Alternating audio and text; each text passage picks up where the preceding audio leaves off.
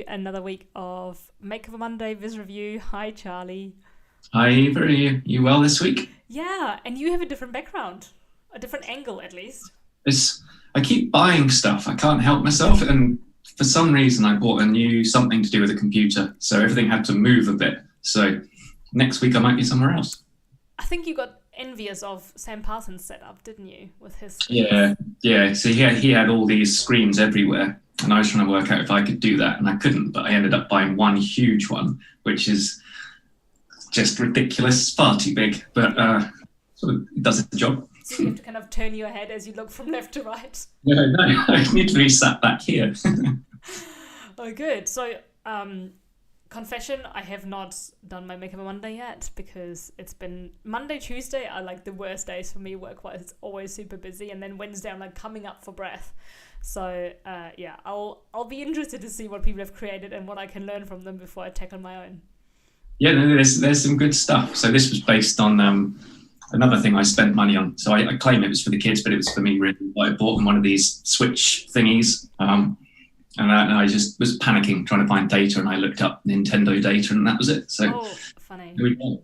Well, I have to admit, I never graduated beyond the Game Boy. Like that was my thing, and then computer games just weren't my thing. So yeah.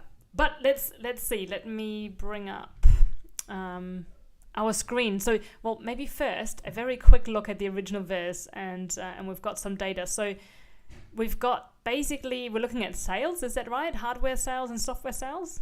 Yeah, so it's like units sold. So rather than having a monetary value, it's just units of hardware and software by I think 4 different regions. And it's just the actual chart itself is grim. It's just a dual axis nasty episode. So yeah, I wasn't a big fan of it. Yeah, fair enough. I went to the original page just now. Oh, and by the way, hello everyone who's chatting. It's great to see so many people already up and running. And when I looked at the original, I'm like, why are they using... The first thing I noticed is why they're using so many different colors for things that are kind of related. Like I would think, for example, Nintendo Switch hardware Japan and Nintendo Switch software Japan could be the same color, one being a line, one being a bar. But hey, let's see what clever people have come up with. Did you want to go bottom to top, top to bottom? Take your pick. Go crazy. Okay, let's do bottom to top, just because we're just, I'm a creature of habit. And oh my god, this is a long list. It is a long list, We're yeah. going to start with Michelle. Excellent. Oh, and I feel much more chilled this week because we don't have an election to fret over. It's all I know, yeah. They took them a few years, but they finally made the right choice. Yeah. I'm rather relieved. Yeah. Okay, I'll zoom in a bit more. Should Okay. we switch? Michelle just says, should we switch? So she's a house where they use an Xbox, but it says the data shows that these Switch things are gaining popularity in America.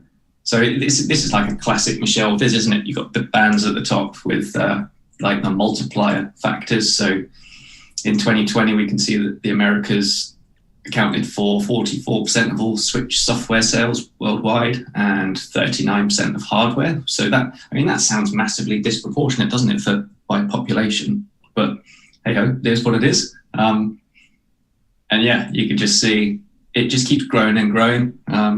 So I think the trends really stand out nice and clear here. I think if I was to call anything out, it would be that the grey of Japan and the grey of other is really pretty close. So that's possibly something I'd differentiate or change. But everything else, nice. I would probably, coming to those colours, I would do the colour legend in the order that the lines appear. So I would probably start with Americas, then Europe, then Japan, then other. At the moment, It's alphabetical, but the Americas being on the far right when it's the top line, to me seems a bit counterintuitive, so I would just resort those.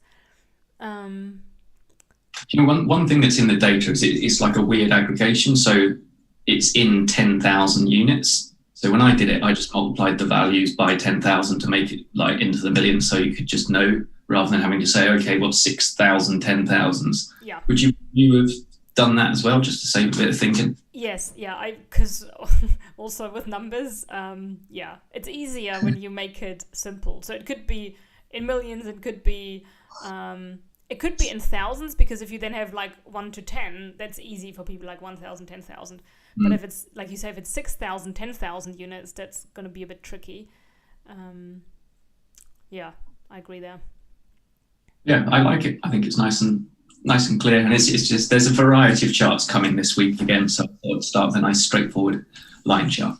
Yes, and I have a question for those who are more clued up on computer games. Is software equal to games? Like, is there anything else you would do on a Nintendo Switch than play games? No, you can do nothing useful at all. So would it be easier to call it games? Because for me, software, it's like, oh my god, so many different pieces of software. But if somebody said, okay, I buy one Nintendo Switch and I have 100 different games on it, I'm like, oh yeah, that makes sense. Because the numbers, obviously are very different, whether you have hardware versus software. So would it be valid to change the word software to games? Yeah, I reckon so. It was just classed as hardware and software in the data, but it might make it accessible. Okay, great.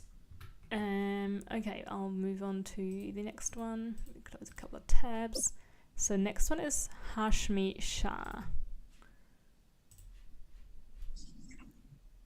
So I'm starting. So you'll see quite a few of these things. So because you don't know the Switch itself, these like this idea of two different colors, because the way the machine's set up has got these two distinct colored. Okay.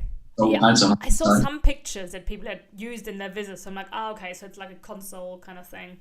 Yeah, so it's kind of like it's the look of the thing. I feel so ancient. It's not really my age. It's just that it's never been something that really hugely interested me. So I'm just not drawn to it. I mean, I can probably still tell you all the names of the ponies I rode as a girl, but I just, Nintendo Switch is not on my radar. Okay. Okay, so we've got a nice separation. So what I thought for me, the weakness of the original was that you had this dual axis mess of just lines, bars, different colors, stuff going on, and Hajmi's avoided that by creating these separate sides to it. So we can clearly see hardware sales on the left, and then we've got like a percentage point change summary underneath. And I think maybe that's the bit that I struggle with a little bit. It's a bit too subtle for me. So we've got this comparing 2020 sales with previous years section. So you see those white years running down the middle. And for me, it's not the most intuitive to see, this 17.36 relates to 2019. In Europe compared to 2020. Yeah, it's a bit... Yeah, I find that as well, because I think the bar charts, they're nice and simple, but those comparisons also because the year's in the middle, and there's no line or box connecting it, so I'm struggling with that.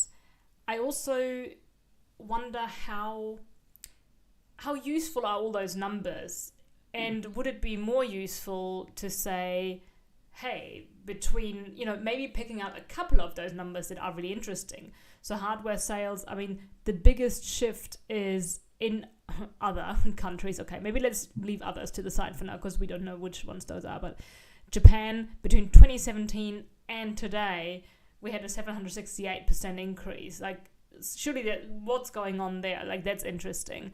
But also the software sales. So maybe instead of showing all the numbers, maybe there's a story somewhere. Yeah, and in just general minor formatting terms, I think having two decimal places on these percentages is overkill. I'd probably say you don't even need one for some of these just to make it that little bit neater. Yeah. Now, I'm keen to hear your opinion on this, because with bar charts and axes that are scaled differently, my suggestion is that vertical bar charts should be aligned vertically, because then they're not on the same level. Because at the moment, you have 0 and 0, and then 8,000 and 800 are pretty much at the same level. But if you had them vertically, one above the other, it wouldn't matter what the y-axis is. And then similarly with bar charts that are horizontal, I would align them horizontally, because then again, the axes aren't next to each other and comparable. And I wonder whether, because I mean, here there are two distinct things, which is also indicated by the color. But I just find, I look at it and the first block is 534, and then on the other side it's 5,000, and they're the same length. Yeah, I don't think it's one of those things where there's that perfect answer. I think the fact that these are very clearly separate entities, different colors, different panels, different axes, I think it mitigates a bit of that. And I think if these were perfectly aligned, then those hardware sales would just disappear, wouldn't they? You just have this tiny little bars at the bottom. So I think in general, definitely, if it was like comparisons of the same thing in perhaps a different country running across a whole series of axes, I'd align that, because otherwise it'd be really weird. But here I'm kind of fine with it. Yeah. Now, coming back to the colors, I feel a little bit like I'm doing an eye test at the optometrist, because the red and the blue, it actually, I find it really difficult to look at them and not get my eyes all weird and blurry. So I would, because both colors have the same intensity, and I think maybe a dark red, I mean, I know these are probably kind of close to the branded or official colors, but maybe a dark red and a light blue, or a dark blue and a lighter red, just so that you have contrast helping you, because at the moment it's all very full on in my eyes. Yeah, so I think, because I'm so good at choosing carefully, there will maybe be some examples later on of examples where that colour use has been perhaps done in a less aggressive way. Mm-hmm. I think one alternative would just be to have the bars with the colour and then a softer colour in the background. Yeah. But yeah, it's definitely quite bright. Okay. Next is Samuel Epley. So actually, this was not pre-planned, but actually, can you edit that out? This was pre-planned. This is just like an example of how that color challenge is overcome to an extent. Yeah. So there's color incorporated within it. It's not as bright because it's on a darker background, and Sam's just got it mixed in with just a picture of what the switch looks like. Easy little parameter to move things around. I think it's quite nice. Oh, I haven't even checked the parameter. Hardware.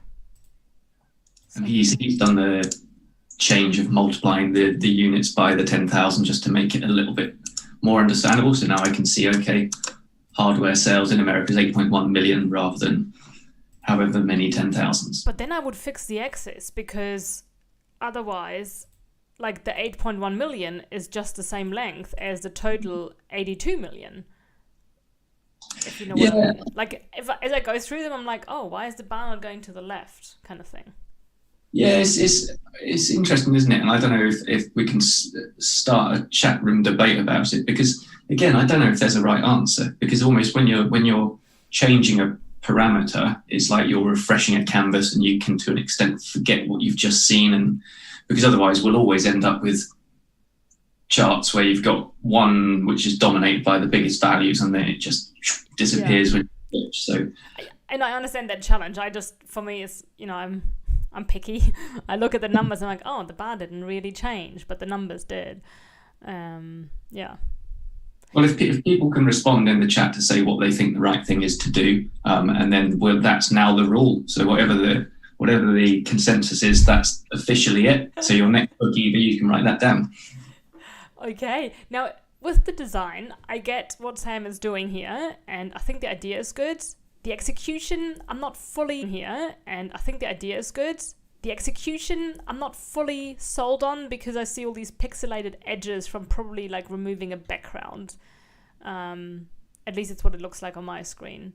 And what I think would be cool is to turn that parameter somehow into a button, so that it actually has an arrow saying, press this button, press A, press B, whatever.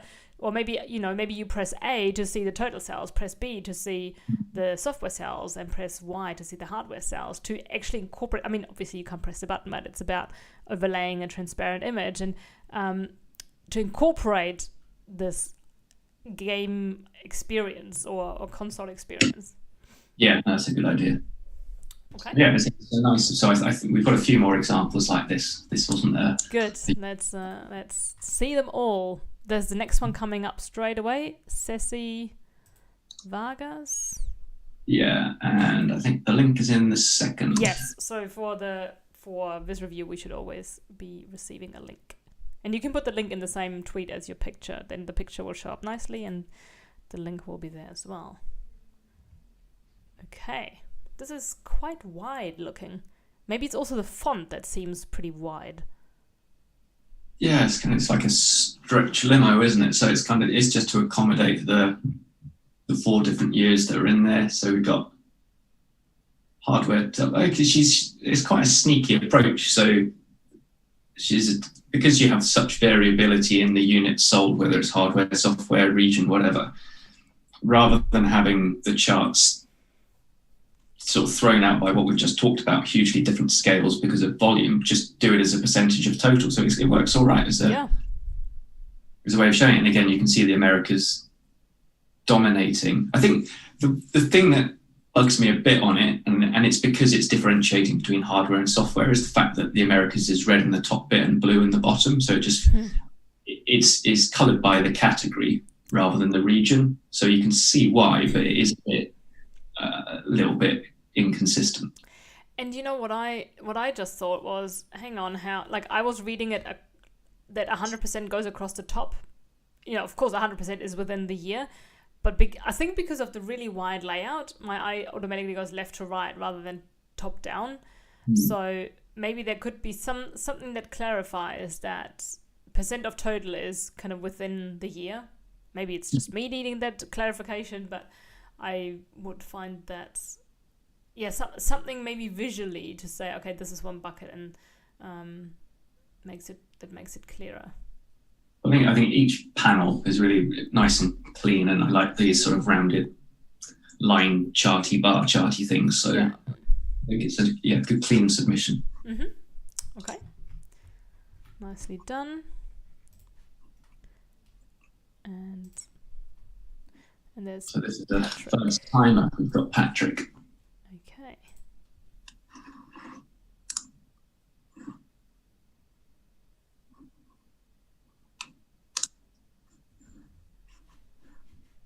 Okay, so growing sales on games per Nintendo Switch. So not only have the sales figures of hardware and software increased. Okay, so there's some just grammar, wording, phraseology here. So maybe Patrick's first language might not be English. So there's just some wording to tidy up in the top. But the basic gist of it just keeps on growing, the sales. So that's a fair observation with what's in there. The greens I'm not a fan of the greens. They're just all a bit close. They make me think like one is like it's a continuous kind of scale rather than distinct countries or regions. Yeah, and I find it a challenge that you've got this line chart which is just games alongside both the hardware and the software bit, because the game sales bar chart is basically the same as the line chart, isn't it? It's just a clearer way of showing it. Well, games sold is the line chart is per Nintendo Switch. Yeah, okay, but that's misleading, because I assume all it's doing is saying within the year we sold 100 Nintendo Switches and we sold 1,000 games, so we must have sold 10 games for every Switch we sold. But the game sales is obviously going to be affected by the Switches you sold last year and the year before and the year before too. So it's a dodgy metric to do. Yeah, and also game sales, especially with older consoles, will be affected by, well, is there a new game coming out? You know, it's not like all the games are there and there's nothing new coming out. So, a new game will trigger new game sales. But then maybe some influencer talks about, oh my God, this old game is so cool, and everyone rushes to buy the old one. So, yeah, I agree. You can't really do that direct connection, I suppose. Yeah, not on this yearly basis. So at the top where you've got the big ass numbers, I mean, if 2017 is the first year this thing was launched, then all right, that's fair enough, because if there's that many bits of hardware sold and this many bits of software, then it does equate to that, but you can't plot it as a yearly trend. Yeah, absolutely. Okay. Christine Wallinger next. Is there a link? No. I don't know. I don't think so. Okay. No.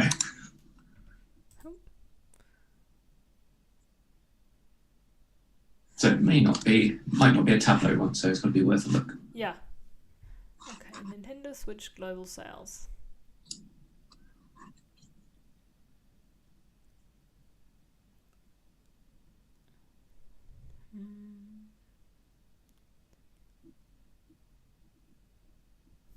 Yeah, I find this is where, without tooltips and stuff, I really struggle. So there's like this quite subtle software and hardware legend in the top right, which is too small for me, even on this stupid screen, to really see what's going on. Because there's like blue used to differentiate between the regions, so they're all slightly different bluey greys.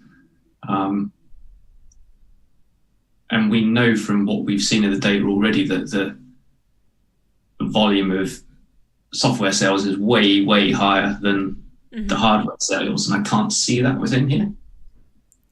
Yeah, I wonder if the software is in 10,000 and the other one is in just the actual number. Yeah. Like the software is actually millions and the other one is just thousands, but they look the same because one is in a different magnitude. Yeah, so it's a difficult one with it just being a static image. So I think generally the look of it's quite fine, but if it's if you can't actually just at a glance see what the difference is in the metrics, which is always a challenge when you've got things on different scales like this, then yeah, it's a bit hard to really understand. Yeah, and I think what I'm missing here is, I mean, there's quite a bit of text below the viz, but okay, I'm looking at this, and as someone who doesn't own a Nintendo Switch or has ever even touched one or even seen one in real life, why should I care about this? Because there's nothing really to draw me in. It tells me about global sales, but there is nothing catchy in the title or like, you know, some interesting insight or something shared with me to really make me pay attention. So yeah, I'm asking myself a little bit, so what? Yeah, I think it just needs that clarity, doesn't it? Just to really allow us to see the difference between the software and hardware. And I think it would move it on a bit. But yeah, if it could only be done as a static image because it was done in a different bit of software, then that's a constraint of it. Yeah. Okay. And then we have Irene Diomi.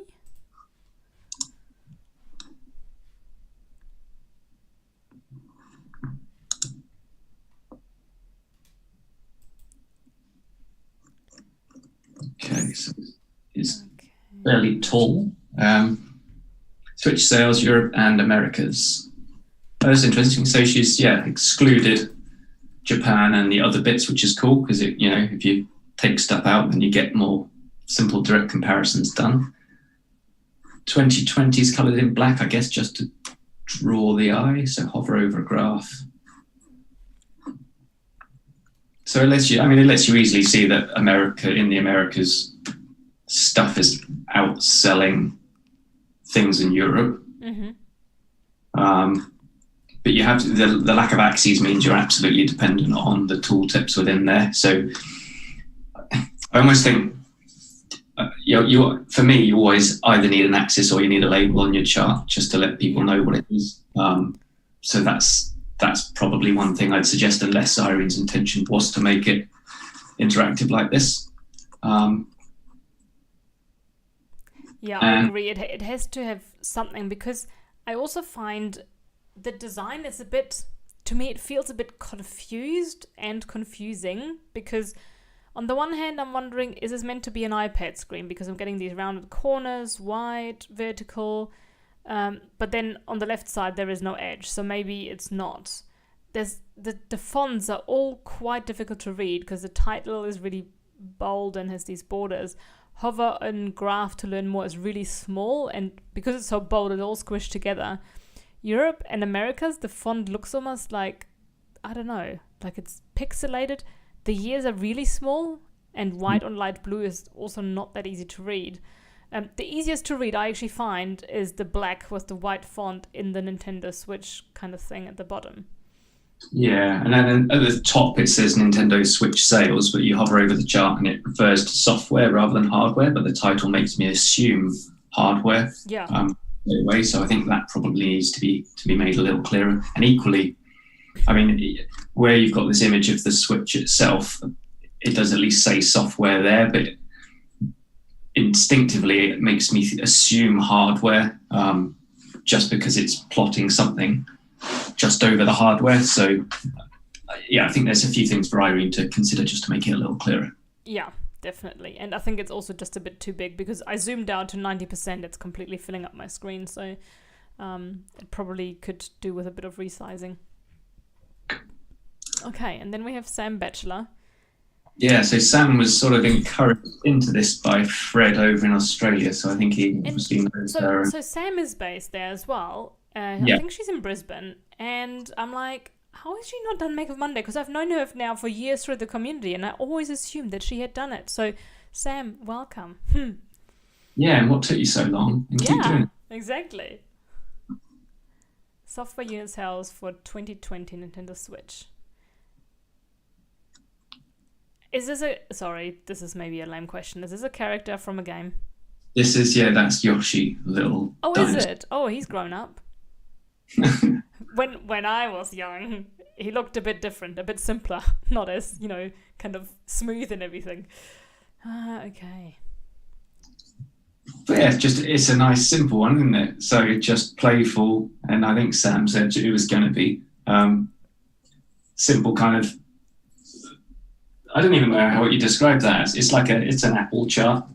So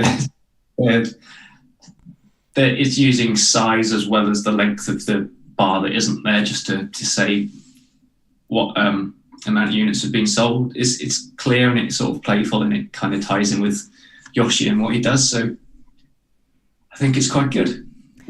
I like it, and what I would suggest is, put your name on it, put the data source on it, and maybe a little description about the data, because it's quite minimalist.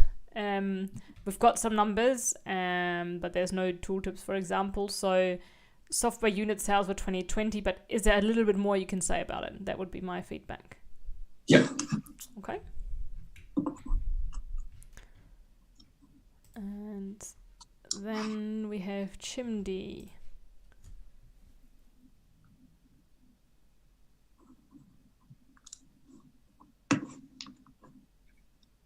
Okay, so again we've got the blue and red edges to stuff. So, but I think this is like one of the first ones where it's not actually tried to use the shape of a switch. We seem to always have discussions about our eyesight when we do this. This is like it's got a 3D font. It's like my eyes are shaking looking at it. Is it doing weird stuff to you, or is it just me? It's doing weird things. So I find that the bars and the line, these kind of boxes or borders on those bar charts, they look like they're blurry, like they're coming in and out and stuff. Yes, that's a bit freaky. So I don't know. Removing the dotted order bits might help. I think it's just that sheer brightness on the black background is just trouble for me. So there's loads of ways that you could experiment with softening that. So perhaps not a jet black background, but like a darker grey, and just keep softening it until we get to the point where the white isn't quite so strange. Because really it's quite hard to read, which is a shame, because actually it's very clear charts, but the execution is compromised by that, just the brightness. Yeah. I just clicked on show total sales in the top right corner. That's simpler. It's nice, and I would maybe start with that as the default and then get people to click on year-over-year sales. And I would spell out year-over-year somewhere, because while most of us understand what YOY stands for, there are plenty of people who don't. And I would assume that, if someone comes across this because they're looking for Nintendo Switch stuff, they might not think about, why what that stands for. They're like, isn't it YOLO? No, I'm just kidding. But yeah. So some of these, acronyms, I think is always a good idea. Explain them once somewhere on your viz. Yeah. So I think, so the main thing on this is, so everything's kind of fine. I think layout wise, it's nice and clear, but it just needs that black and white balance to be a bit better. Yeah. Okay. So the next one is Angelica. Okay. I was just having a quick sneak at the chat. But I don't think there's any questions, and if there are questions, then our secretary, Mr. Kriebel, can answer those. Yeah. Oh, hang on. It would be good to hear as well in the chat, if anybody's watching whose names we're destroying, if you could just write it out phonetically, that would be good, because it's annoying when people get your name wrong. Yeah, absolutely.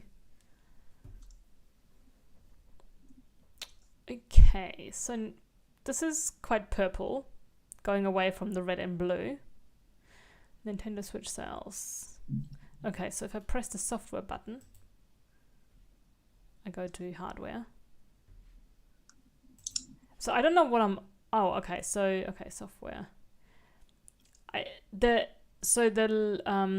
different regions that I can select, it almost looks like the line kind of is a strike through rather than an underline. Yeah, I think that's intentional. So I think it's so like if you click on a region, then it only shows the data for that region. Yeah, I meant the purple line under the word Europe software, for example, looks like it's kind of crossing out the words rather than being under the words. Yeah, I think that's intentional. Oh, I think because when you click on a region, the strike through disappears, and it's kind of like saying this region is in scope now, the others are out. So I just find it harder to read the words that way. I guess it's it is actually, on that basis it's really hard from a UI perspective to know what you're actually looking at. So I think it's a good exercise in practicing parameter actions. The little switch between software and hardware is fine. I think the font at the top for Nintendo Switch sales is really like, it just doesn't feel contemporary. And when you've got like a modern device, I'd have thought you'd have a more modern font rather than just, because this is like 1980s, the first time computers came out, a bit clunky and pixelated. So I think it's a bit of a bad choice font-wise. But I think everything else works reasonably well. I'd reconsider either getting rid of those squares behind. I mean, I don't know why there's a stepped line instead of just a normal line. But if you want to stick with a stepped line, I would either get rid of the squares because they're always cut off at the bottom near 0, or make the x's go to minus, 100 or so that they're fully showing, because it just looks weird being so cut off. Yeah. Okay. And it's really small, because I had to zoom into 150% to actually fill my screen. Then we have Haley. Yeah, so this one caught my eye because I hate sized circles, but this one just looked so good, and it's one of these ones that annoys me because it gets me over my circle hatred. It makes you concede defeat, doesn't it? Yeah. Unlike some other people who should do that right now and still don't concede. Anyway, Nintendo Switch hardware and software sales. So we have... so hardware is square and soft... Okay, I like the circles. I don't like the squares. I think the circles look nice and harmonious. The squares look just covering each other up kind of thing. It's funny, isn't it? Because circles are harder to interpret for us looking at the size. So the squares should be easier, but it just doesn't work as well at all, does it? So I'd almost be tempted to... So I really like how the circles work. I would be actually tempted to just allow people to flick between hardware or software, never both at once. True. And that would also resolve a little bit the sizing issue. Now, one suggestion could be that for the squares, you have them all tied to one corner so that they always have the left and the bottom line or border be the same, and then they just kind of grow out, because then it's almost like those kids games, where you stack the different boxes or cubes, and then maybe you get a better appreciation of the growth, because I think currently it's really hard to see the growth, whereas with the circles, maybe also because on the software side, it really exploded, but you can see the growth more easily. Yeah. I think this would be brilliant if we can, do away with the squares, just keep circles, have a parameter to flip between hardware and software. Because I like everything else. I like the color of the background, the font. I like the legend for years is really cool. So if Hayley finds the time to take a look at doing that, she's on the favorites list. It's that simple. So Hayley, do it. You're in the favorites. You gave away the secret. Well, you know what? Actually, maybe on that point, I can jump in about last week, because I had a bunch of, like, typically, I don't know how you go about it, but I go through the week and I kind of keep track of things as I see them. I don't wait till Friday to pick my favorites. Okay. Yes, that's what I do too, yeah. Well, so what I do is I have a list, and I hope this interests people. So I have a list on TweetDeck where I just drag things in. And then on Friday, I revisit them, because a lot of them actually come from VisReview, because I get to see so much detail. And then ideally people have iterated. Now, I totally understand, especially last week, it's a total exception for the entire world. So sometimes we don't have time to iterate, within a reasonable time frame, and that's totally okay. But with some of them, I'm like, it's so good, but there's a couple of things that just mean, I can't really call it my favorite, because there's just a couple of things tripping it up. And because especially when people are getting better and better, the increments are smaller and smaller, but there are still things that we notice. And so I guess what I'm trying to say is some of these small changes actually make a big difference to how your Viz impresses people, especially because while we see it for the second or third time, they might see it for the first time. So it's always good to, don't do these things just to be in the favorites. Like, it's not that important, but we do want to recognize the effort people make and also the learning they go through. So I guess that's a roundabout way of saying, do think about the suggestions, and if you agree with some of them, find a way to work them in. Okay, over to you, Charlie.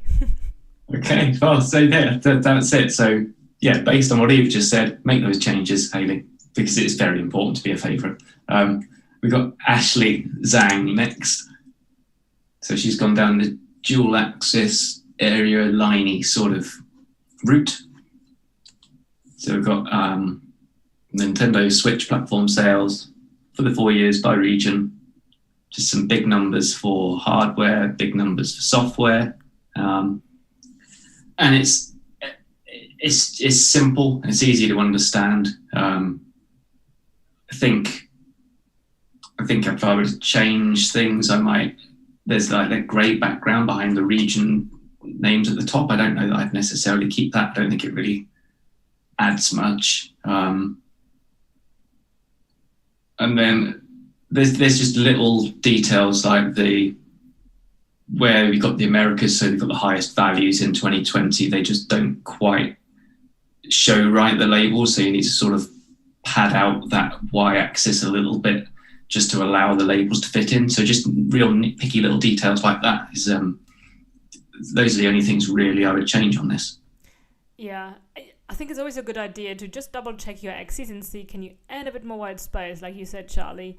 So, and also, in case you didn't know, you probably do, but just in case, you can move these labels manually, because then if you don't want to make it higher, you could always nudge it down a bit or to the side so that you can read it more easily.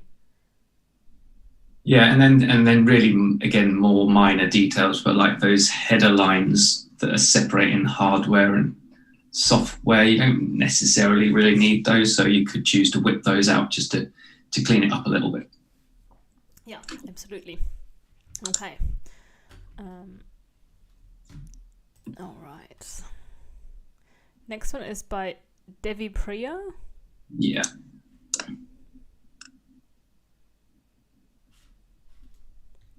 I went to the optometrist a few weeks ago and I got new lenses for my glasses. And I don't think they're any different than before. Really? The lady said, it changed just slightly, so maybe I don't even notice the difference. I do hope it helps, because otherwise it's like, why did I spend all this money? Right. Anyway, but I'm still zooming in because it's just more comfortable to read that way. So here we have the red and the blue again. Now here the tones are lighter, but that's also not what I mean. I mean, I always wonder what it's like with one light and one being darker, being more intense, because that way you get that contrast as well. Here it all feels a little bit like baby shower. Yeah.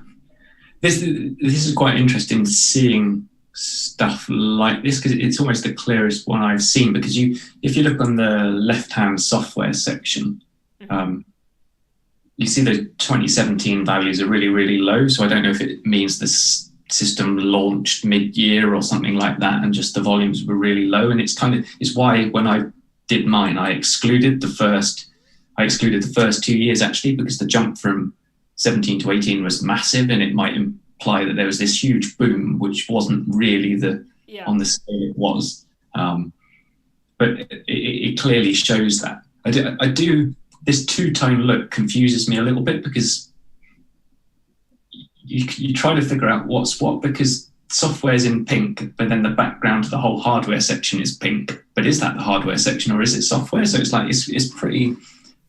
And I think so I studied psychology at university, and we do these tests in the lab, with people who participate freely and voluntarily in our little research projects, and you give them these things and make them pick out stuff, because you're trying to measure things around visual perception and how distracting certain stimuli are. So by doing, maybe you have a circle that has the word green in it, but it's in the color blue, and this is kind of what that feels like. You have a really confusing background to foreground relationship going on. So, I mean, a dark background or a light background, and this would probably be like a single color background, and this would probably be resolved. Yeah. You could keep the line down the middle, to divide it, but just have a single color background to not confuse it. Yep, I think that's good advice. Okay. Is there a link? Let us know if we're butchering your names, and I can remember that. Is it Lynn? It's the French version of Lynn. So I would think it's Lynn. That sounds good. I'm not sure. Yeah, God, I'm glad your memory's like mine. I don't. Is there a link? I can't see a link. I can't see a link either, but it looks really nice. I like the font. It looks like Avenir. Yeah, it's good, isn't it? Yeah. And again, this shows how a nice little bit of design can incorporate those switch colors nicely. So just that little subtle bit of color in the title is really quite nice. Mm-hmm. Just a little accent rather than it being this dominant mass of color. It's really, my eyes are appreciating that. It's good. And I think another thing that she's done really quite well is that balance of chart and text, because there is quite a lot of text in there. And she's made a point about 2017, which I didn't know, which is handy. So 2017 only had 1 month of sales, which is why the volumes were so low relative to 2018. So it's kind of why anything prior to this that might have compared year on year 18 to 17 is totally skewed. So good research that's done there. Yes, Denise also just posted that in the chat, that the first Switch was sold in March 2017, so literally at the end of that year period. So is this? I really should know more about charts. Is this like a Marimekko thing? I don't know, actually. I was just looking at it on the left side, the pink chart, because you've got those percentages, and I'm like, okay, so we've got height, but we also have the thickness. Oh, I guess the thickness is how many months are in there, maybe? Yeah, must be. But then what is the... Oh, sorry, there's actually an explanation. Width shows the total annual sales, while height shows the annual breakdown per region, which is quite stable. Height shows the breakdown... Oh, what does that mean?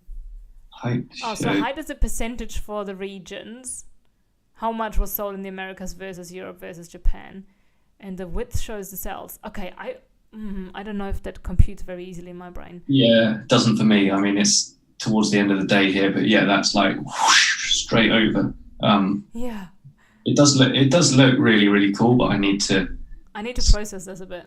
Yeah. I need to spend some time figuring that out, because I love everything else. I think it's a really nice balance of chart, text, and it's got some good design elements, but it's the way the charts are done is a bit too much for me at this stage. I think it's a bit complicated. I don't know, like literally at this moment on the spot, how to simplify it, but I guess it depends a bit what you want to show. What could be, I mean, sure, I don't want to do a pie chart, but one thing I was thinking of is, because we essentially have 4 segments, right? Is there a way to show, okay, how much, like the Americas have always been around 40%. Europe has always been around 25, 26%. Is there a way to show that easily and show that that is stable while the amount of annual sales is what really grew? I've got a horrible image of you coming up with pie charts that are sized by the total sales in each year. So, so please don't do that. No, it's and maybe what I'm thinking of is not something you would do in a single chart. Maybe it's, or maybe maybe the description needs to be actually near the axis. Like maybe, because at the bottom it says the x-axis says annual sales. Maybe the y-axis could say share per region or something. Maybe that would already help. I wonder what tool she's used for this, because I'd be interested too. It's not Tableau, is it? I don't think so. Oh, she mentions D3JS, if that's how you call that, but it was not in that. Because I thought that before. No, that was Liz who used Adobe Illustrator. But I wonder if she's mentioned this on other vises.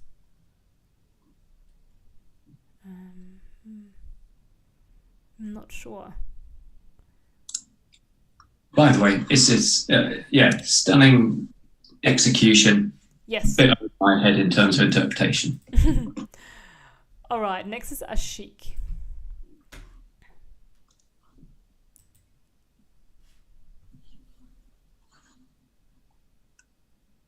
So, Switch sales. The Switch is a video game console by Nintendo, released on March 3rd, 2017. The viz shows global sales in 10,000 units. So what am I doing here? I can switch the Switch for years. See how stuff grows. Yeah, it works, doesn't it? But sometimes I feel like things that focus on single years miss a trick. So you can, when it's 2020, I can see the bar on the right is filling up quite a lot, and it's a lot more than it was in 2017. But I get no sense of that progression from 17 to 20. So it's all right. Analytically, it doesn't really add much value. And I've got this. I just don't like butterfly charts. I don't know if I'll ever get over it. I just can't.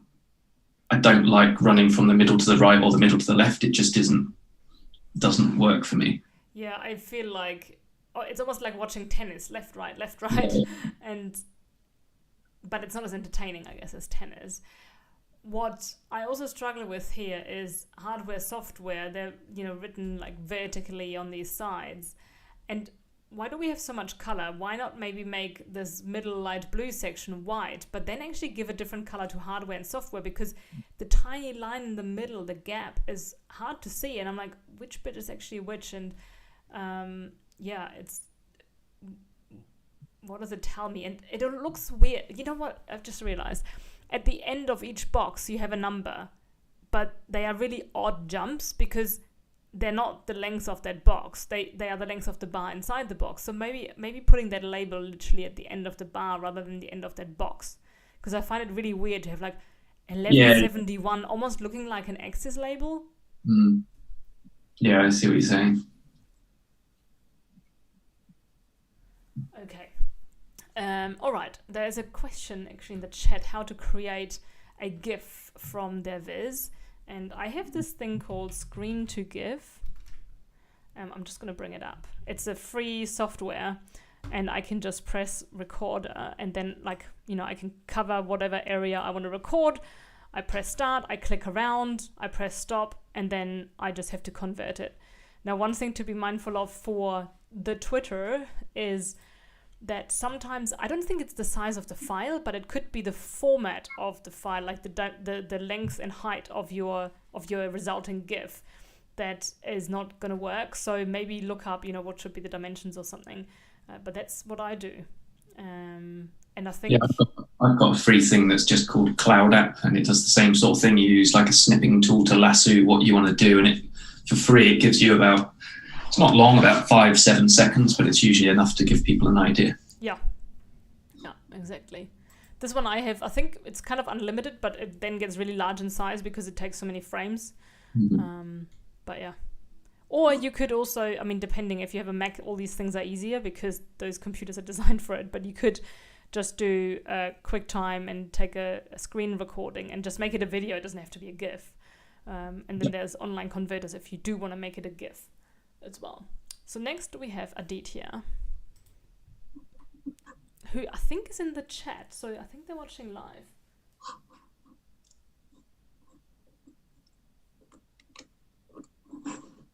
Okay, so it's come up. So Aditya, if you're in the chat, apologies, but this is color heavy. This is like, so there's 8 different colors because we know there's 4 regions, there's 2 categories that are hardware and the software. So there's 8 colors, but Eva at the start said when she first looked at the original visualization that she was trying to figure out, well, why have you got 8 different colors when there's either 2 or 4 depending on how you look at stuff. And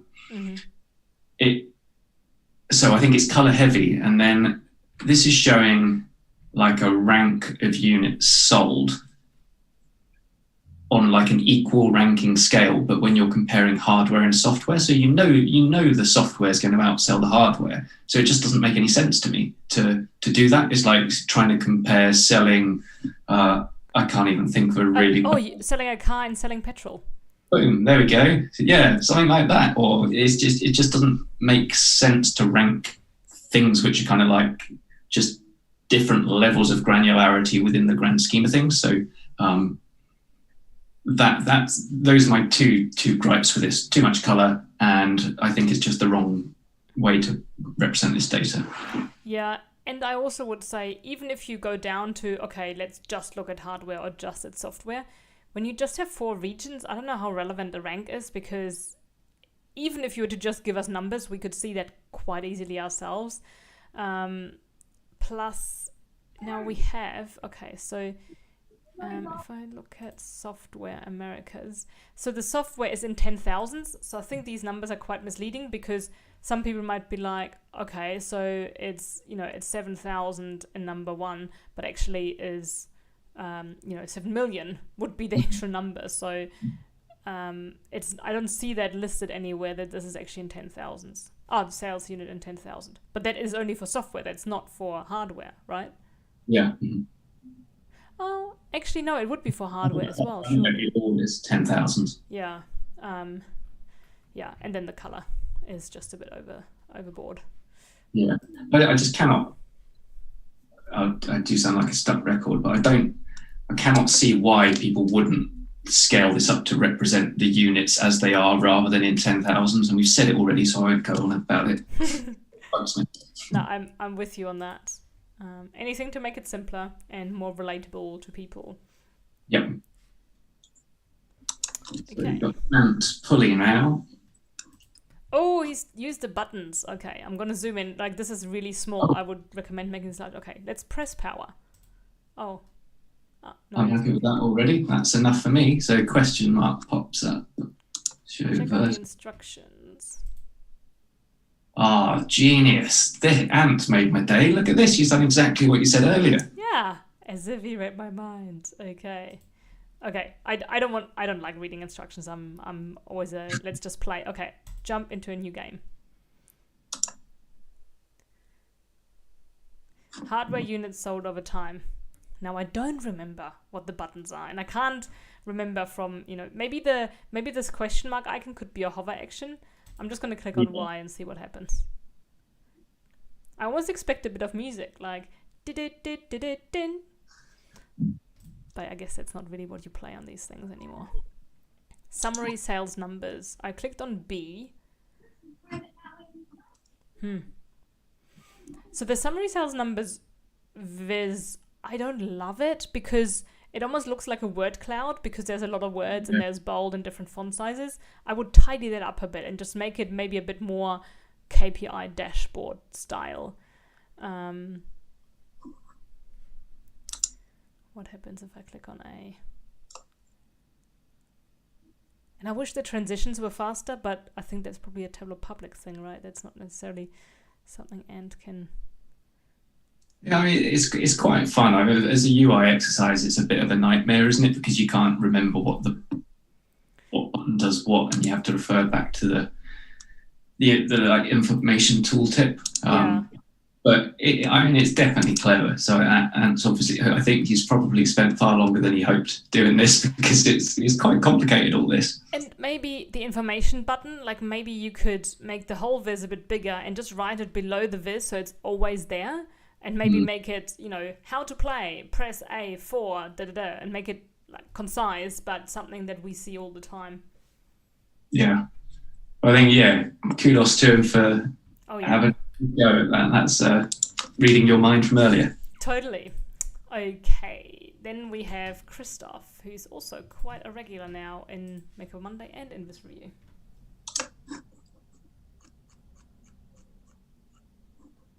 So Hitesh, I don't choose Viz of the Day, and I don't think Tableau... There was a Viz of the Day actually from today. I think it was Josh. I can't remember his surname, but it was like a stream graphy kind of thing within a switch. It looked really good. Oh, nice. That's probably the 100th one this year, even though I don't think we could have had that many. But maybe we could. We should get some data from Tableau on how many Makeover Monday Vizes make it into Viz of the Day. Andy and I have regular guessing contests, but, without data, what good is that? So this one, I love everything except the line. Like, it's super clean, the bars are nice and sharp, the dark background works, it's not pitch black, or jet black, it's just a slight off dark grey. But the line in red on blue makes my eyes tear up a bit. And it doesn't really add much value for me. Yeah, no, I agree with you, and I'd go even further and say that it's not even necessarily the red and the blue, but this is the problem of having a dual axis when you've got such different scales of units, and it's why I didn't go down this route, because I just think you lose one trend while showing the other. It just makes that hardware sale line look quite unimpressive, whereas actually when you put it in the context of how many millions of units they're actually selling, it's a really impressive number, and it just feels like it's a secondary bit of information here. So I agree with everything you say, design-wise, nice. But yeah, I just don't like dual axes. I've done lots of things I don't like today. Dual axes. Yeah, I'm not a fan of dual axes, except for using it to do my labeling stuff, but then it's not really a true dual axis. So Hitesh says, no, I mean, it is Viz of the Day, but it's not. Like, I know what I was talking about. Well, I talked about something different, but I also know that this is, that Charlie meant a different one, because I see the one that he talked about. Okay, sorry, going back. Here we are. Alison Harris. Do I recognise that name, Alison Harris? Yes, she was in the favourites last week. Oh, there we go. Maybe that's, paying attention. That's what you recognise it from. So... Oh, interesting. This is quite an interesting one, because we've talked a couple of times today about is it better or less aggressive on the eyes to have a different colour background and just use the colour to accent bars and things like that. And so this goes down that route. I quite like it feels like there's a few different fonts going on. Mm-hmm. So I'd rather see a uniform font used. And then there's quite a bit of bold lobbed in with the non-bold font, which I don't know is necessarily required, and then some of the fonts a bit bigger. I don't know. Are you feeling that as well? Yeah, because I think it jumps around a bit. I find my eye goes from the title to the charts, then back up to the bold text. So I would tone that down a bit. I would probably remove the bolding from the chart titles, the software percent growth, hardware percent growth. Just make that, make it large by all means, but make it just a skinny or light font, because it competes with what's up there. And I think that's where there's maybe some insights or just some interesting information for people to read. Yeah. And this is affected by that fact that if it was launched in 17 and only had a month to be included in that financial year, you see that first growth line is it's nonsense, isn't it, really? Because it's just, you're not comparing sales over an equivalent period of time. So that skews everything else, because it looks like you've got these tiny little red bars for subsequent years, whereas actually the growth in those years has been really quite impressive. I think there's a case for hiding that first bar because it doesn't help. It might actually, if you get rid of 2017 and you start from there, it's probably more realistic, and then the whole story might flip around, right? Yeah. Okay. And Ashley Trin, her first Makeover Monday in quite a while. I found it very useful for Tableau desktop. So for professional prep. Okay, good. Oh, no, I meant... Okay, so no link, but switch platform unit sales performance. So obviously with no link, that line chart, I don't know what's going on there in that first section. So we've got this huge unit sales increase, which is going to be skewed by the 2017 thing. I'm not sure if that's hardware or software in that top section. So I think that should be called out a little more clearly in the title. Then down at the bottom, line chart. Again, this is that thing. I'll keep saying it. So it looks like hardware sales aren't really doing much, but they are. They're growing. It's impressive, but it just gets squashed by the software piece, because a game on a Switch can cost as little as £15. I don't know what that is in dollars, about the same. Whereas the actual console itself is bloody expensive. So I'm not going to say the girls are doing it. And it's also the same comparison with your cell phone and how many apps you have on it. For every phone a person has, God, there's probably 50 apps on each phone on average, right? And it just dwarfs the number of phones, but that's the really valuable bit. Well, I guess it depends. The phone is what you pay up front, and then the data is the valuable stuff that the companies collect about you. But yeah, I would break these into two different charts, I think. Yeah. And then on the right, we've got the bars saying what region sells the most units. And I can't tell if that's the whole 4-year period in aggregate or if it's broken down. I'm assuming it's all of them. And also, is that for hardware or software or both combined? Yeah. So just, be very careful with how you title stuff, because it's got to be understood just by looking at the titles. Yeah, absolutely. Okay. And I'll jump back to our thread here. Next we have Reinhardt.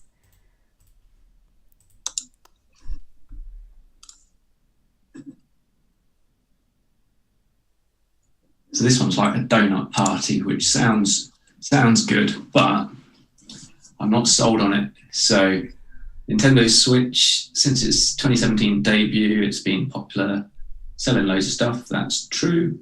So total platform unit sales, which I assume is the combined hardware and software sales. So yeah, we can see that growth there in the bar chart. But what I'm keen to understand is your view on these donuts, because I was trying to get my head around it. I can't. Well, I'm struggling. So in 2017, Other has 0 million units, but it has the longest strip of red, and then 1 million is a bit shorter, and then when we jump over to 33 million, it's only a tiny bit of red. So I'm thinking that relates to the software, but that's not clear, and I don't know why. Like, how could you combine both of them in one chart.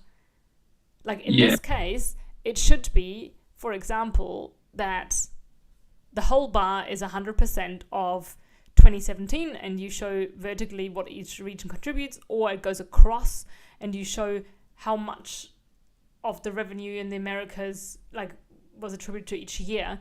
But it should be separate hardware and software, not both combined.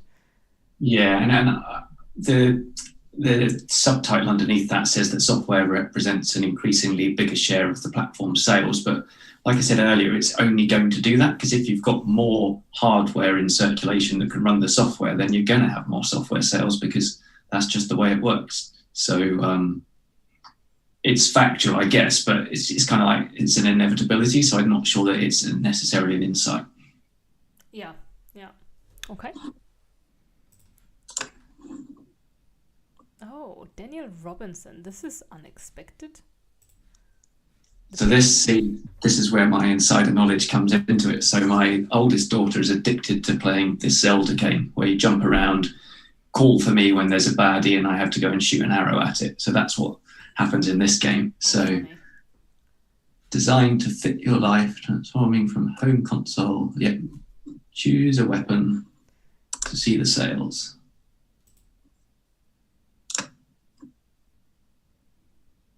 What's your reaction then when you hover over stuff and just see text? I'm a bit disappointed because Yeah. there's so much potential. I mean, I don't know this game in particular, but maybe it could be a bar chart made up of these funky little trees or the horses or something relating to these characters. And I just feel that the first thing is, oh my god, this is going to be like a really amazing adventure, and then it's just text in a white box, and I'm like, oh. And I need to do all the thinking. Yeah, it's like getting a Christmas present that's wrapped in something amazing, but then it just turns out to be socks. Plus, why is there a $sign in front of unit sales? Yeah, so if you didn't pay attention looking at the data, you might assume it was actual monetary values rather than physical volume. So that's probably the assumption Daniel's made. Because it says the figure, so if point 2 says the figures above are rounded to the nearest 10,000. But then I get $120 and it's like, I don't understand this. So make sure to get rid of the $sign, churn them all into, make it times 10,000 so that you get the actual number. And then given that there's so much white space, if you want to stick with this approach, maybe saying this is the number of units.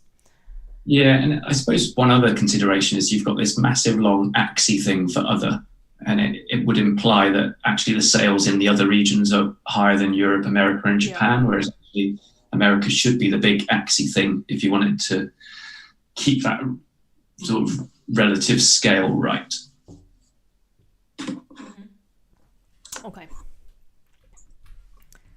Promising start. I think there's room for a few tweaks. And then we have Kevin Wee.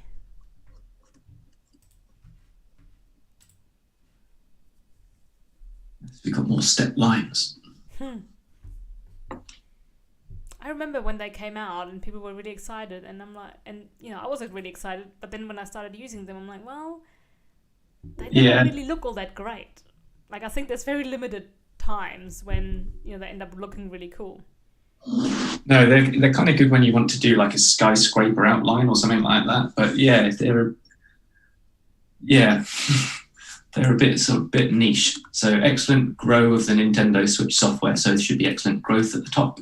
And despite the pandemic, actually, in my case, the pandemic is what prompted me to buy it because it kept the kids quiet. So sometimes it's not in spite of. So there can be perks of what has been an otherwise crap few months for quite a lot of people. So the star is software. So the star and the mushroom are power-ups in lots of Mario games on the Nintendo. So the star is software scales, the mushroom is hardware. It's quite a complex first paragraph, isn't it? You've got to take on iconography, you've got to understand these arrows, and you've got to understand stuff like that. I think it's quite just a complex introduction. Yes, and I think icons like that and would be better off having their own little legend, or maybe being labeled in the first chart and then not again. Why are there so many different colors when it's very clear which bit is software, which bit is hardware, and what the regions are? Like every single step line could have the same color. Yeah, and then I guess again it's a bit similar to, come on, remember names, Sam Batchelor's earlier on, where she had Yoshi. There's a playful element to it, but the whole select a year to move the icons along bit is kind of pointless. So it's good practice of parameters like we've seen on other stuff, but it doesn't really add a great deal. Yeah. Sorry, I was distracted reading messages in the chat. There's so much going on and I'm trying to keep up with everything. Andy behaving, is he? Yeah, he's doing well.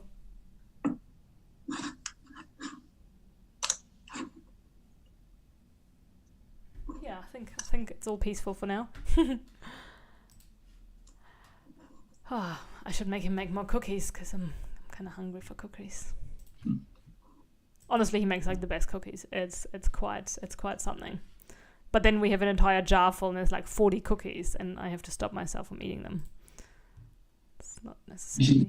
My problem at the moment is, dairy milk chocolate bars? Yeah. I see your hands going about like, I don't know, 2 feet. You can get 360 gram bars, which is quite a lot. Wow. I have one of those a week at the moment. Oh my God. Yeah, I just like it.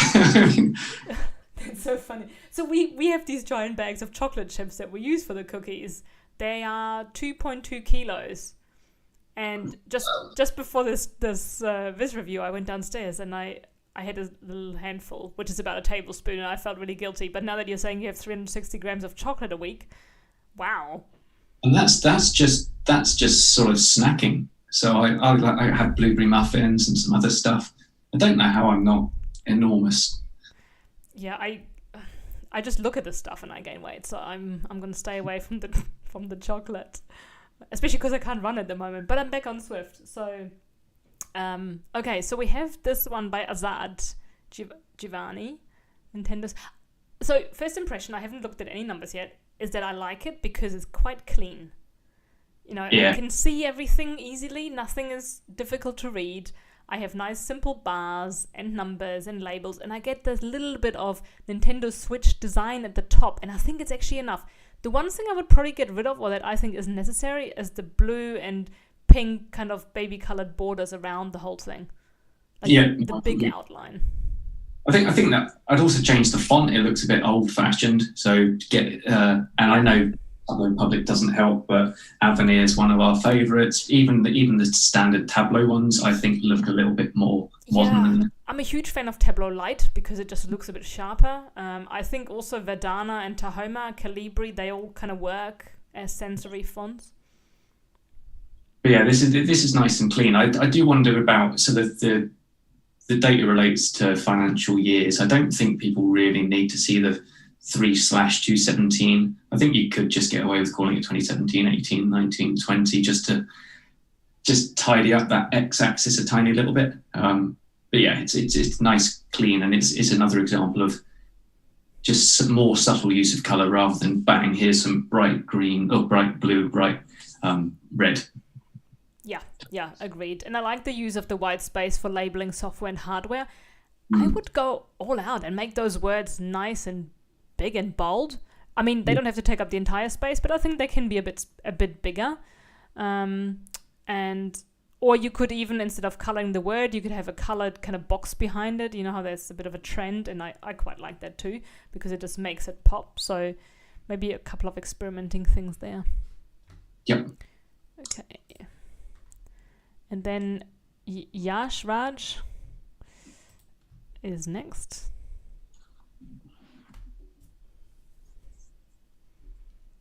On the window. Okay, so pretty simple bar and bar stuff. So again, it's still got, well, it's not a dual axis technically, is it? But it's just still got that problem of those wildly different scales. And it's also weird that it runs 2020 first and 2017 as the fourth year. Oh, yeah. So yeah, just chronologically, that doesn't seem very intuitive. It doesn't make sense because you look at it and think, God, everything's going really wrong and all the sales are dropping, but it's saying the reverse. So I think that's like a fundamental thing. So I don't know if different countries or different regions look at dates in reverse, and so this is the standard way Yash is, but it doesn't work for me in the UK anyway. And it's a contrast after the prior viz we looked at, because the panel of red on the left is quite bright and dominating, isn't it? So it sort of works. I can read the white font on that red background, but it is pretty punchy. It's very bright red, and I think there are just other tones of red that are intense, but they're not as alarming, I guess. It's more like at the moment it's a bit stop signish. Yeah. Stops me in my tracks, but it's not easy to look at for longer. And then I said it on an earlier one, 2 decimal places probably not needed. I probably wouldn't bother with any of them. Just round it up to the whole units. Yeah, the decimal points, especially because 168.7 million. I mean, I would probably even go for 169 million, because these are, I mean, maybe not, but it doesn't need 2 decimal points. Yeah. No, definitely. Okay. A bit of a discussion in the chat about how people can utilize Makeover Monday for their advantage, and the value you get out of it. And I think Andy pointed out that people can build their portfolio, and I'm fully behind that. And Andy is a good person to talk about that, because he sees that as he recruits, he sees people that he's probably noticed through Makeover Monday before they even apply. So hopefully some more of you can actually convince your bosses as well to let them do this in their work time, because like Andy mentioned, it is free training. Yeah, no, we've changed our recruitment process at work, because I was nagging people to say, look, if you're recruiting for a role which explicitly says you need to use Tableau, then I've got it to the point where if you don't have a public profile, you're just screened out at that first review stage. Because if you say you use the product and you don't have a portfolio, then I don't believe you. And I know that we may be missing out on a bunch of people, but I personally would rather have in my team nerds like the people in this chat, and people who are so into the product that they spend their spare time, because that's passion. Charlie would never get in the DS. Can you throw something towards him? I can stomp because I'm upstairs. But you see, also, it's like if you hire a trainer, if you hire an external Tableau trainer to teach your people, if they don't have a public profile, I wouldn't hire them, because it's like, well, I need to see that you're using the product yourself. At least show some of your worked examples, because surely as a trainer, you have so many visits that you build along the way. Publish some of them. Yeah, definitely. Especially because a lot of them are in Superstore anyway, so it's not secret stuff. Okay, so, I need to go back because I've forgotten already who we're talking to. Dale Spate. Yeah. Oh, this is... I had a colleague called Nick Spate, and Spates is a beer brand in New Zealand. Jeez, there you go. It's called Pride of the South, and they had really cool ads. It's kind of a bit, and this is my view, but the feeling you get from those ads is a bit like kind of Budweiser in the US. It's a bit, they make something of it. It's a, anyway. Okay, so Dale looked at the difference between, so he's done one of your favorite charts, the Barbell Chart, where we have, I guess, the difference being what's marked. Is that the case here? Yeah, so, and it's similar to the last one, or the one before the last, where we've got this chronology thing going on again. So here we've got 2020 at the top, then drops to 19 and 18, and it just feels the wrong way around to me. And Dale's done something vaguely interesting in the sense that he's combined Japan and other, because the other volumes were so low that it was kind of not worth doing. So I think that makes sense doing that. But that number of unit aggregation is still a bit weird. So 66,000, 170,000 is still, what's that? Mm-hmm. Save us that, multiply it by 1,000. And what I'm wondering here is is the number the difference between the two circles? And in which case, what do the circles stand for? Because I don't see any labels and there is no tooltips. Yeah, that's a very, very good point. And then again, it's like, why would you even consider plotting that as a difference? Because it's going to be different. Because it's two different things. Yeah, so it's fine to just stick with the metrics that you've got in a view. You don't have to come up with a new metric to try and create a different type of insight. Yeah, agreed. Okay. I love the diversity in the collection you've put together. There's every single viz is different, and that makes it interesting for us as well, because we don't say, same thing applies. Then we have Guru Abhishek. Okay. I immediately spot the Tableau color palette, Tableau 10. Yeah. Oh, no, this is a different one. This is, I knew these things. This is a different one. Isn't this stone? It could be. I'm not as wedded to things as you by knowing the different color palettes. Well, it's because, so they have this amazing color researcher called Marine Stone, and the palette is named after her, and I got to talk to her when we wrote the Makeover Monday book, and it was very special. Cool. Nice. Anyway, I'll let you start on this one.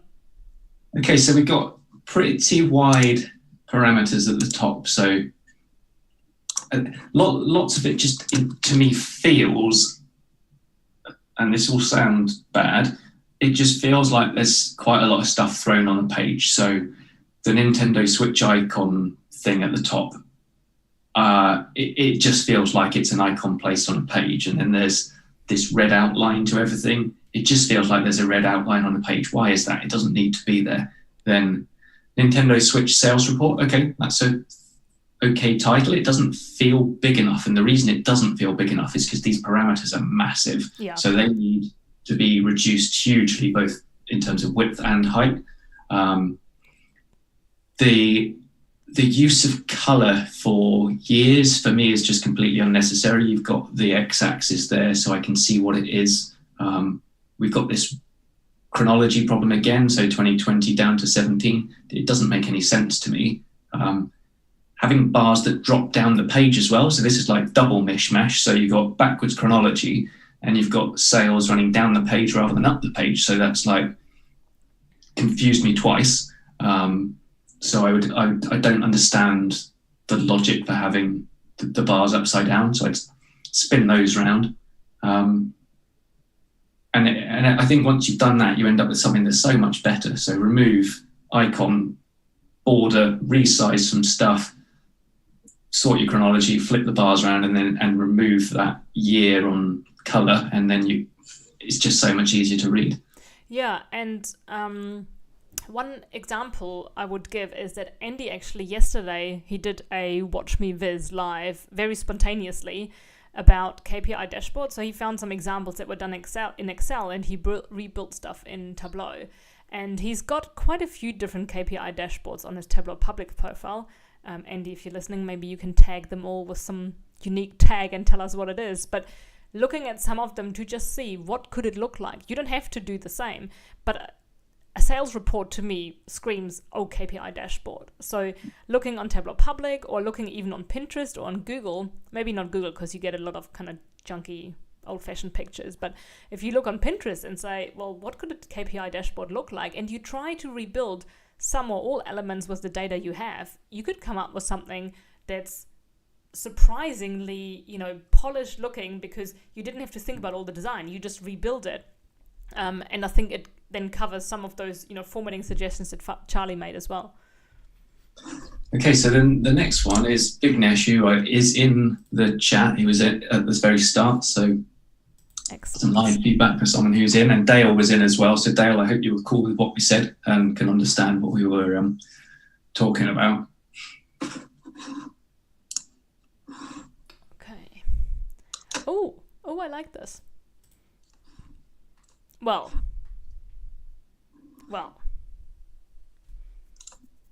I thought I did, but I'm not sold on the numbers.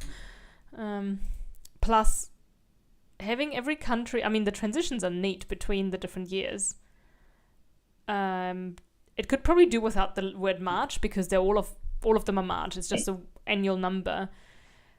And I find it confusing to have, and it should be Americas, not America, because it's actually probably, would that include the South America as well? I guess so. Oh, yeah. But having the country listed twice, so 2 rows, I find that confusing. Yeah, because you could just drop measure names on rows and have measure values running across, and then that would be cool. Yeah. That would work. I think, and in addition to what Eva said, it just doesn't make sense for me. First of all, it's saying video game sales. This is not all video game specific machine, specific product. And then, it's not just the games, it's also the hardware, right? Exactly. So the title's misleading, and then the just nitpicky stuff again, but that's not what a Nintendo Switch looks like. So I guess, more people would probably associate video games with control-y things like that, but it just feels removed from the specific nature of this data set to not put an image of something which is directly related to the data there. So I just think it's a bad choice of image. Yeah. Okay. How are you for time? I think let's do one more, yes, which I agree. Is a Jinkia a little further up, the second one down, because I saw it and I don't understand it, so I want to try and figure it out.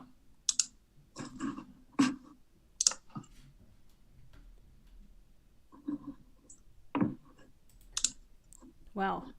Are kids purchasing more video game sales? Kids aren't, well, we don't know if it's kids, but also you don't purchase game sales. You purchase video games, and that results in sales. Yeah. So the title already makes me think, oh, what's going on here?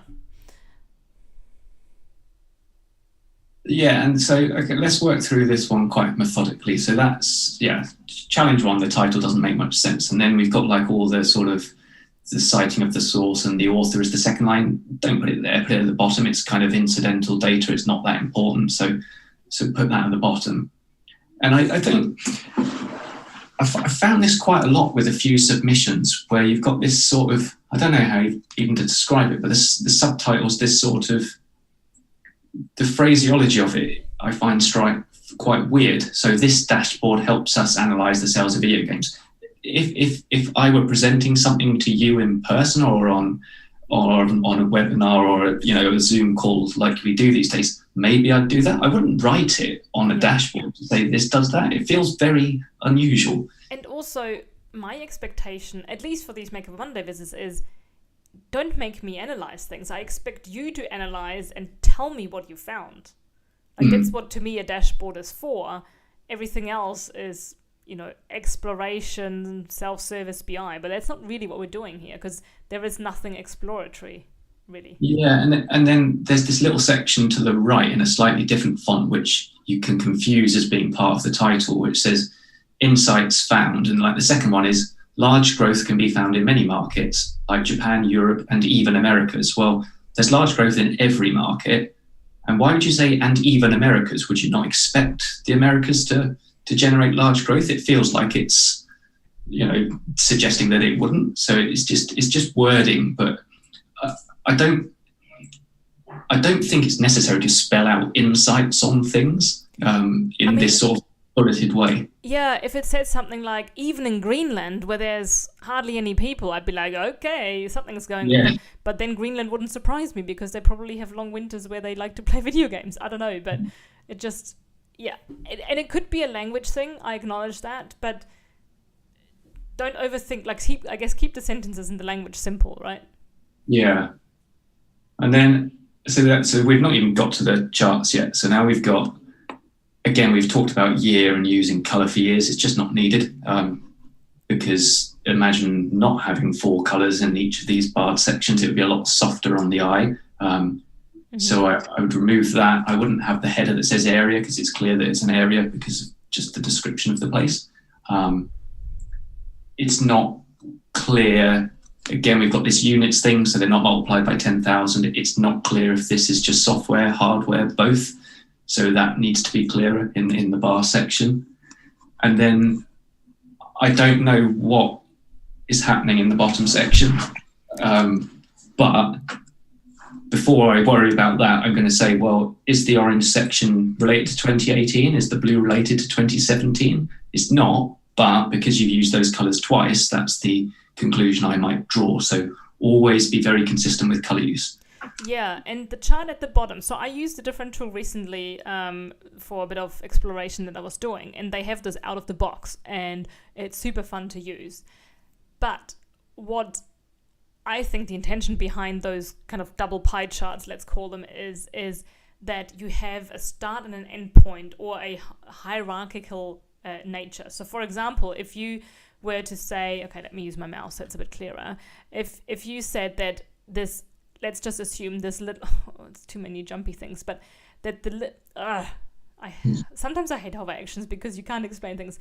Okay, I'm not going to point at it, but if you think of the inside being like the high level, so let's say the inside orange segment on the far left is the Americas, and then if we had data at the country level, then on the outside ring we might have smaller segments that all connect to that inside segment that say USA, Canada, Argentina, Brazil. So for me, this is a hierarchical thing, or it could be if you have flights that maybe the inside is Atlanta airport and the outside is all the destinations you can reach from Atlanta. Yeah. Like that is how I think these should be used. I think the way this is used here is very confusing because there's no lines, no dividers, and I just don't know what's going on.